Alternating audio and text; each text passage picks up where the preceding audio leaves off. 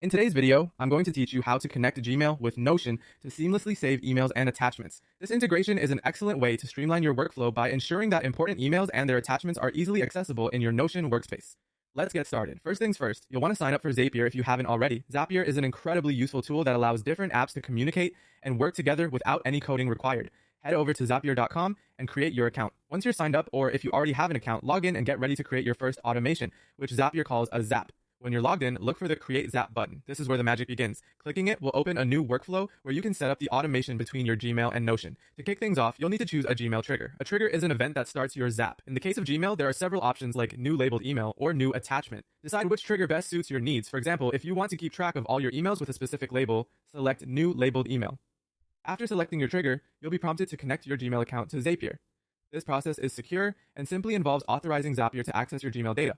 Just follow the on-screen instructions and grant the necessary permissions. Next, you'll need to specify an action in Notion. An action is what happens once your trigger event occurs. Select Notion as your action app, and you'll have a variety of options such as create database item or add block to page. Think of what you'd like to accomplish in Notion when your Gmail trigger fires.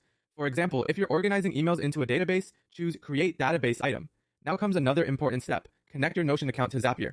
Similar to the Gmail connection, this step involves authorizing Zapier to access your Notion workspace. Once connected, it's time to map the data from your email to the relevant fields in Notion. Choose the database where you want to capture the email information, then carefully match each email detail, such as subject, sender, and body, to the corresponding fields in your Notion database.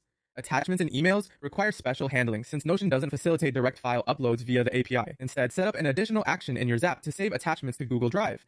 Then add a link to these files within your Notion database, making it easy to access them when needed. Before wrapping up, take a moment to test your Zap. This ensures everything works as expected. Once the test is successful, activate your Zap. From this point on, your emails and attachments will automatically be saved to Notion, letting you focus more on your tasks and less on manually transferring information. So there you have it, a simple yet powerful way to integrate Gmail with Notion using Zapier. This tool should help you maintain a well-organized digital workspace. Enjoy the efficiency boost, and thanks for watching.